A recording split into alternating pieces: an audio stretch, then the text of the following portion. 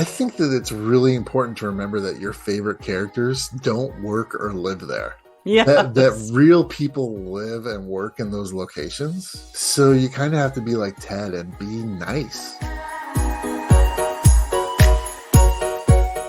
Welcome to the Crossing It Off podcast, where we believe living with intention through a bucket list lifestyle is a great way to bring yourself personal joy. As you are crossing items off your list, you're actually filling up your bucket. The more items you cross off, the more joy gets added, until eventually your joy spills over into the lives of those around you. My name is Roger Williams, and as the host of this show, I will be interviewing guests, people just like you that are crossing items off their own bucket list. My hope is that by hearing these stories, you will be inspired and empowered to cross items off your own bucket list. Now let's start crossing it off together.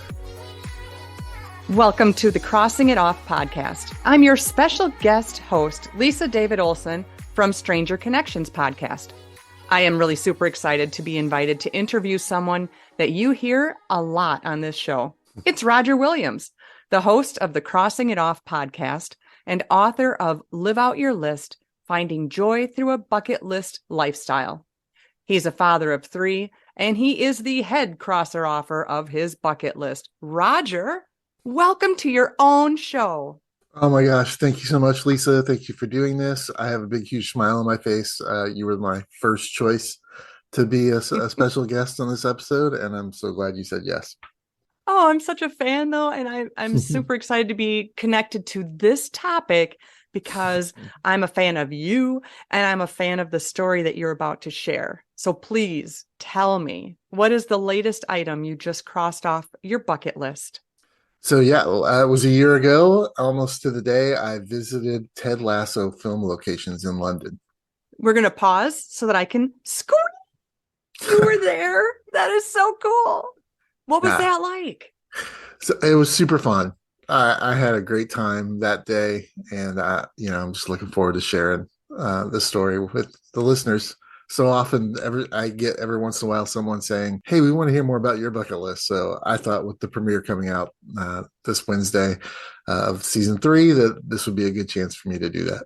It's excellent timing, and some of the quotes align with your show. I think Ted Lasso would be, he as his character would be fabulous to have on your show, because one of the quotes that just jumps out is, "If you're comfortable while you're doing it, you're probably doing it wrong." Mm-hmm. So where was this? Yeah, where was this located?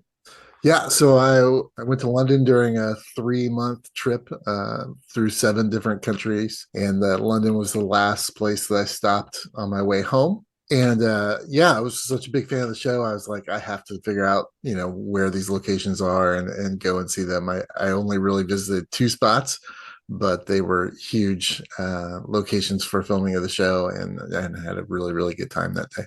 Going on site to the Ted Lasso set, is that the reason you went to London? Or was that just like, I'm going to add that to the list? Yeah, it was just to add it to the list. I always, as watching the show, thought, oh, it'd be so much fun to go and visit those places. But I was there, like I said, on my way back home from a 3-month trip, and I stopped in London specifically to visit friends that I hadn't seen in a while and that lived there. And so that was the main reason, but it was also just to see what else I could cross off my bucket list. And visiting the Ted Lasso film sites was definitely on the top of the list.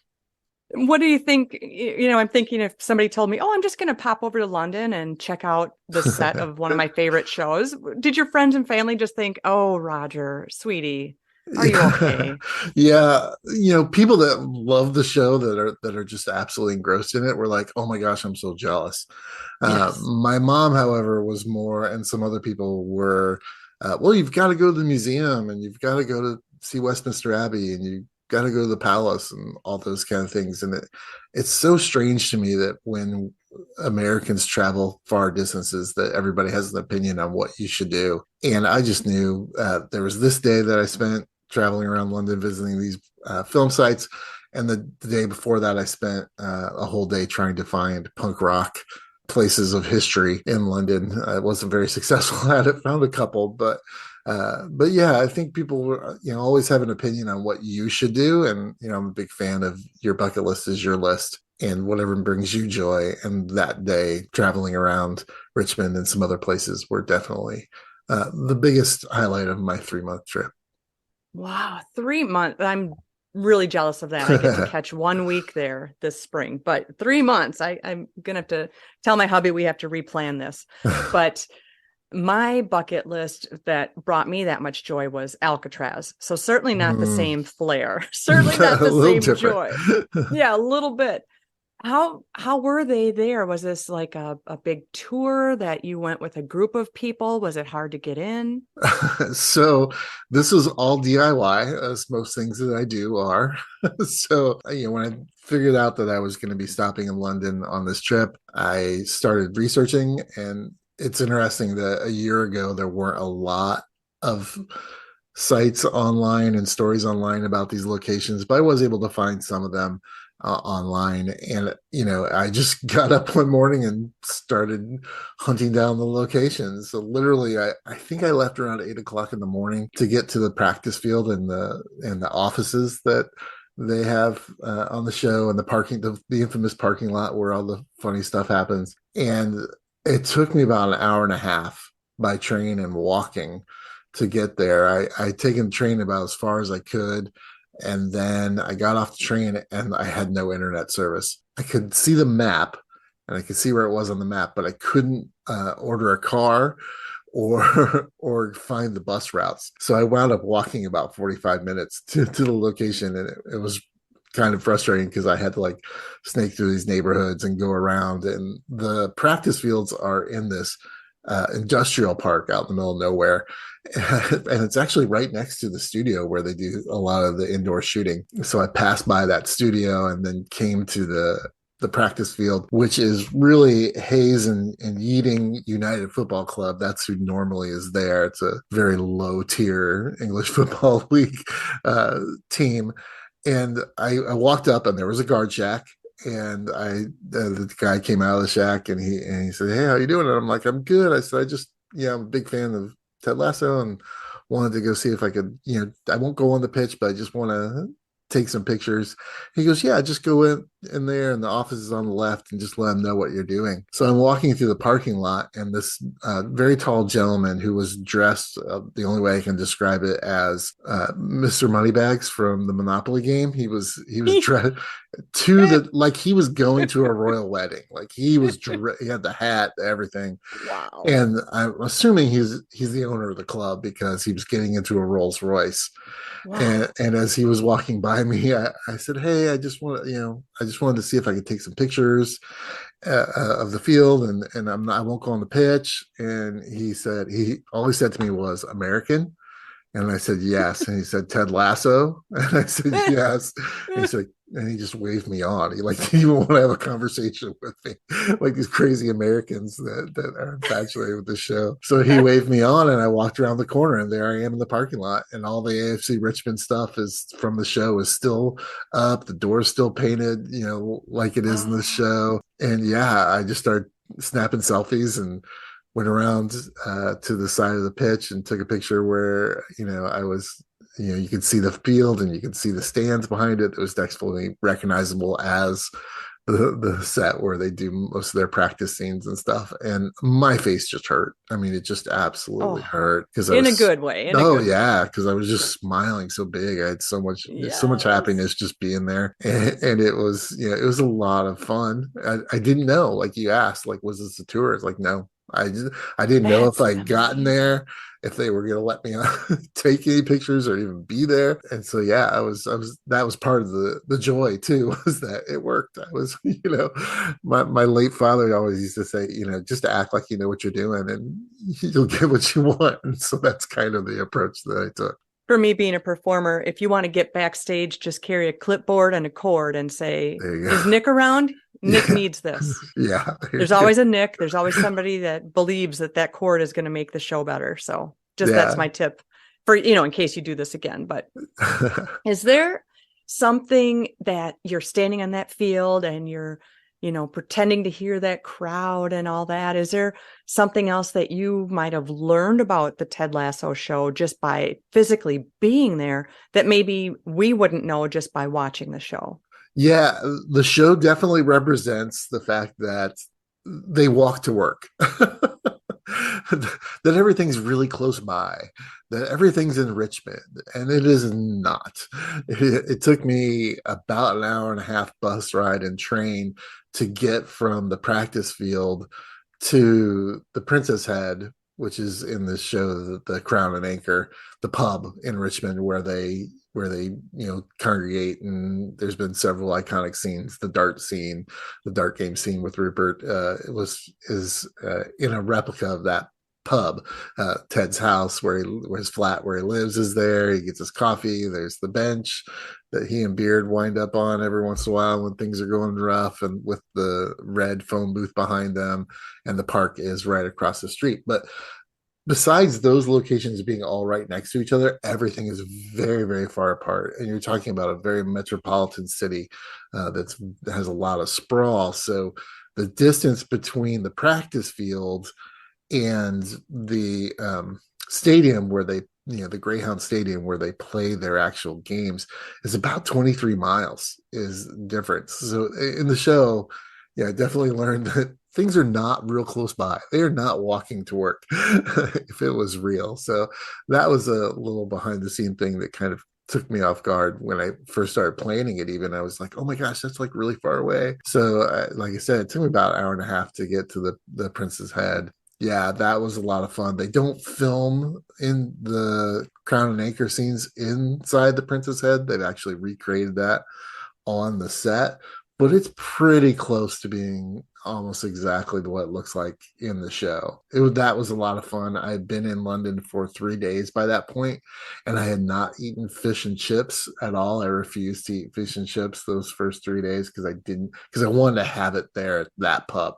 I wanted to be able to Okay, I was say, going to say that kind of right, sounds illegal to not right, have fish and exactly, chips within a exactly. couple hours of You getting there. yeah, so I put it off and put it off, and I had a friend that wanted to take me out. I was like, no, I gotta hold off on that because I want to be able to say I've eaten fish and chips at the Crown and Anchor.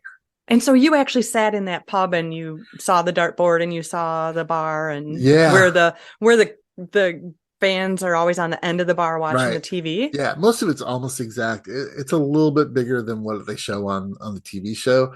The interesting thing about going to the pub was that as an American, I was expecting like cheers, right?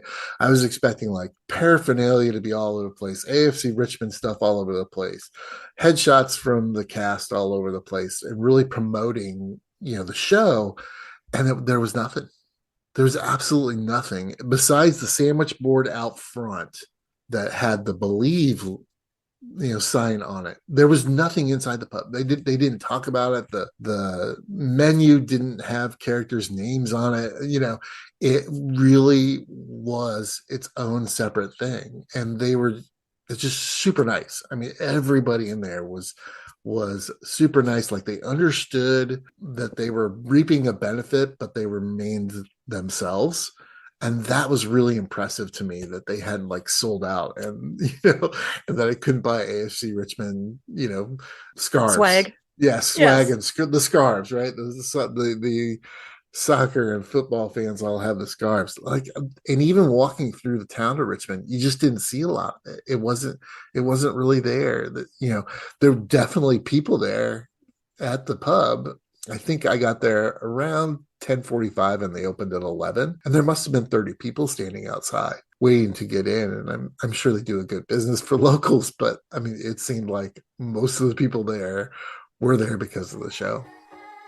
Here at the Crossing It Off podcast, we are passionate about inspiring you in your bucket list lifestyle and empowering you to live out your lists. We offer many resources to assist you in your bucket list journey, such as web resources in the show notes, bucket list mentoring services, my book Live Out Your Lists, a private Facebook group for you to share your bucket list success stories with others, and more. All of these can be found at crossingitoffpodcast.com. Find the resource that fits your need so that you can live out your list. Now back to the show. And so to not quote unquote capitalize on that was impressive to me in some And ways. did you ask a local about that? The fact that they're not kind of making it about the I show. didn't. I didn't. There were a couple of shops that had some AFC Richmond stuff in it, but it wasn't, there wasn't like an AFC Richmond team store or anything. And so it was very interesting. Richmond's a very upscale town. It's a very highfalutin suburb of London as far as I could tell. And so it seems to me that, in the London, British sense, that it's just like, oh yeah, it's that little show, it's just that little thing. But I wasn't able to ask anybody, about it. But it was just super interesting that the pub was just being itself. Yes, that had to And feel so cool. I would go to the end where they all cheer and watch the TV and all that stuff. I think that is just funny to hear that it's bigger than what you see. I think that seems opposite of usually a TV set yeah, or even visiting a news station. It's like, oh, this is like a big warehouse with a desk, but you're saying there was a whole lot of bar there. yeah, and just seating. It was pretty big. I think they probably could seat probably 100 people in that restaurant. It was Wow, pretty big. that is big. But what is it that makes you, Roger, this huge fan of the show? What is your connection and what drew you to making that a bucket list item to be Yeah. there?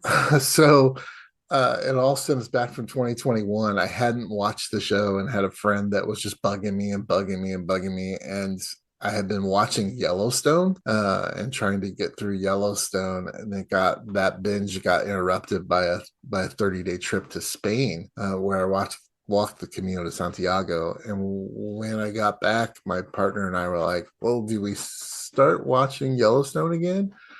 And I said, okay, yeah, we can try that. And we watched like 1.5 episodes. I'm like, I can't do this. I can't, you know, It's pretty dark. Yeah. I mean, the writing is awesome on Yellowstone. The acting is awesome on Yellowstone. The locations and the filming, everything's awesome about it except the freaking content, right? I mean, it's Mm, just like nobody's redeemable. Nobody's, you know, that's a really everybody, good point. everybody's kind of a murderer at some level, You you know. can't trust anyone on that show. Do Yeah, not turn your back on yeah. anyone. And I was just like, I don't really want to watch this. And my friend had been bugging me to watch Ted Lasso. I'm like, well, let's try Ted Lasso. And we were Let's give a just, shout out to this friend. What's their yeah, name? his name's Michael Fox. And Sure it he is. was bugging me. It is. And he was bugging me bad. He was like, oh, you gotta watch the show. You gotta watch the show. And I was like, I don't like football. I don't want to, I don't like sports. And there's a lot of good comedy and positivity about Ted Lasso. But for me, what really hooked me was this idea that they were full on addressing toxic masculinity and men's mental health and being personally accountable for your stuff. And those things just like way above and beyond the comedy of it just absolutely struck me as something like I am into this. I'm full on, and I want to be a part of it in whatever way I can. And because those things mean a lot to me. Absolutely. I love that you point that out because the main character has panic attacks. Oh yeah. And Yeah. we're learning about that through the show. And we're feeling for him and seeing who can handle that around him. That part is very important too. You don't see that on shows too often. Well, certainly not necessarily shows about sports. My True. my own personal experience with sports is like I don't want to do them because I had really bad coaches and there was a lot of toxic masculinity and winning at all costs and all those kind of things that you kind of that go with sports in America that was kind of my fear and not wanting to watch the show. I'm like, I don't want to, I just got out of Yellowstone because everybody's toxic. I don't want to go into the sports world where and everyone's toxic. And this show doesn't do that. And so I'm just a super fan, of the Yes, show. I am too. And I want to know, did you figure out the recipe for the biscuits, the shortbread biscuits that he Nah, made every day? I'm not that much of a fan. Shortbread biscuits, and I also heard Hannah Wadigan, who plays his boss, said that when the first round, the first season, that they were horrible. That they were super bad. And they had to wind up getting them from France or something because they tasted so Oh, horrible. I So kept thinking that something was going to come of that. Like, oh, he was buying them. But my friend Haley told me, no, they show him making them. And I don't remember them showing him making yeah, these biscuits and what the point is. I don't get it. yeah. But Yeah, Maybe we're going to find out in this new season. I think it's just him trying to make a connection with her, but we'll see. That's funny. I love that.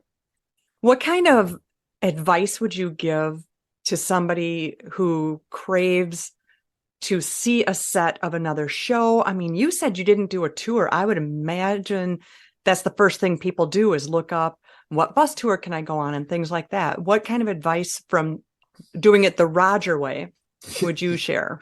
Yeah, I think that it's really important to remember that your favorite characters don't work or live there. That Yes. real people live and work in those locations. So you kind of have to be like Ted and be nice, right? You have to go in, just because you're a fan doesn't give you any entitlement to those locations. People, actual people live there and work there. And so being kind goes a long way. Like my story with the money bags, Uncle Moneybags, that I was just saying, hey, I'm not going to go on the pitch. I won't ruin the grass. I won't, we'll be here for like 5 minutes and take some photos and leave, and just trying to be kind about it. I actually saw or read a story the other day about the Breaking Bad house where the main character lived, and there's the whole scene where the pizza flies up on the roof, that those people had to erect like a 6-foot fence around their house because people would come and just take pictures and throw pizzas on the roof. And just they're real people. Yeah, they made a little money by renting out their location of their home, but that doesn't give you the right, just because you're a fan, just kind of abuse their space. and No, and so I think you really have to be just kind and think about the fact that these are real people. that is true. That is great advice. And to be respectful that it's cute to you, but it's Hmm. hella annoying to anybody else that just Right. wants to be alive Right. in their little neighborhood. Yes, I that's mean, not okay. I guess it's something to remember if Hollywood comes calling and wants to rent out your space. That's probably going to Yes. be, if there's any success of the show or movie, that you might have some visitors. But that's still not a reason for people to be nasty or disrespectful of people's space. Well, and if people haven't checked out Ted Lasso, they should. And the Believe sign actually hangs up at on one of the lockers where I work because we are fans over there, and it is just kind of an encouraging show, like you said. It's a lighter look. Fun fact: the main character who plays Ted Lasso. Do you know something about him physically that is interesting? Oh no, about Jason Sudeikis? Mm-hmm. No, where are you going with this?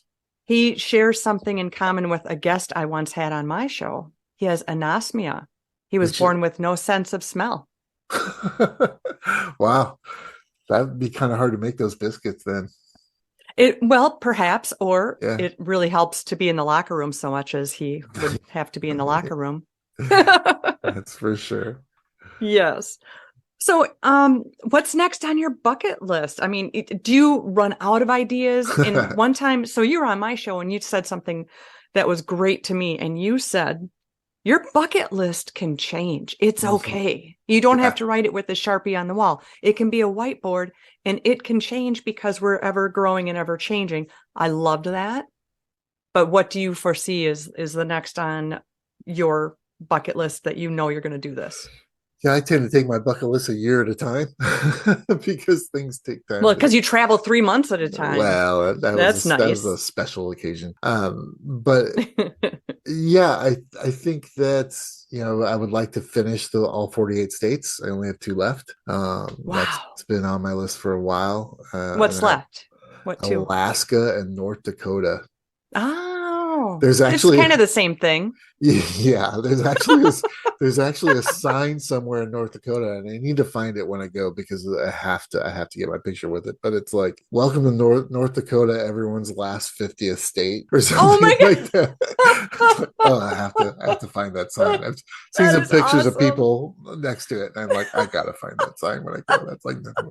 It's about the only thing in North Dakota that I care about, actually. So yeah, there's that, and I'm trying to get a group of my friends from middle school. We've been friends for almost 38 years to go to the World Championship Barbecue in Memphis, and Oh, yeah, it's we had tried to do before the pandemic several guy trips, once a year, every couple of years, and we haven't been able to do that. And so I think we're trying to get back on that track and have a guys' weekend in Memphis would be a lot of fun. And then the That the sounds thing that great. I'm really trying to work on right now is potentially going to Morocco for about 6 weeks in the fall. Mm. So I found a very interesting website called workaway.info, where you can actually go and find jobs that pay you in room and board. So like you go to the places and you work for 20-25 hours a week, and then the rest of the time is yours, but you're getting fed and have locals that are helping you find stuff around because you're living with them. And so, yeah, I'm very interested in trying that and seeing how that works. So Morocco is someplace I've always wanted to go. Huge into wanting to go to the markets in Marrakesh. My dad was a Oh, huge music lover, and he loves Crosby, Stills, Nash and Young, and they have a song about going to Marrakesh. And so because you know I'm we're going. yeah, there you go. So my dad never went there, and so Oh, I'm like, I think I want to try to go and do that. yes, you And do. I'd also like just to see the desert, like a real desert. Like we have deserts, Hmm. like I've been to Arizona and stuff, but I want to go where there's just like all sand everywhere type of desert. And Really? Yeah, just to experience that, I've never really experienced that before. There's always vegetation and animals and stuff, and I want to go where there's just sand, like in all directions. And You're, I don't know. I don't know about that one, but the rest sound great. I Yeah, well, again, it's my list. That's true. It is Yeah, your list, mister. and to answer your question, yeah, I'm a firm believer that your bucket list should be a living document, and that you should review it and look at it and see, are these the same things I want to do or not want to do, and you can take stuff off, you can add stuff, and you can do things and cross it off. So Absolutely. Well, toss out how people can find you. Let's hear about the best ways. And your book is Live Out Your List, Finding Joy Through a Bucket List Lifestyle. And of course, everyone has already subscribed. And please leave a review here for Crossing It Off podcast. And where else can they find you if they need you? one of the things I want to bring up is that I have a second podcast now. Yes, And yes, yes. yeah, it's called Call the Binge Wife. I do it with my life partner. We review one season of a show each episode. And if you go back to our first season, you can find our review of Ted Lasso seasons 1 and 2. So I encourage people to do that, put that in the show notes. And yeah, my book's available on Amazon, and folks can go to the crossingitoffpodcast.com to learn more about me and the show and my mentoring services and all sorts of stuff. So, mentoring, they can reach out to get what? What are you going to mentor us on? Bucket list, yeah, your bucket list. I mentor some folks and help them, decide where they're at in the process. Have they set an intention? Do they have a list? Are they having trouble crossing things off? And so those three things are kind of what I focus on, trying to figure out where they're at in living this lifestyle and help them through the process of figuring out how to bring the most joy to themselves. I love that thought because we do need to get the words out of our head and share it with somebody who's been Mm-hmm. there and has those same feelings. That's awesome. So reach out to Roger Williams if you want to figure out why you are dragging your feet on doing that thing. And it's been a real joy to be your guest host here on the Crossing It Off podcast. And I thank you so much, Roger Williams. So everybody needs to get that list out. Let's start crossing it off. Yeah, Lisa, thank you so much for being here. I appreciate it. You're, like I said earlier, the first person I thought of when I wanted to do this episode, and I'm so thankful that you did it. And in the words of Ted Lasso, believe. Yeah, and be a goldfish. Thanks, Lisa.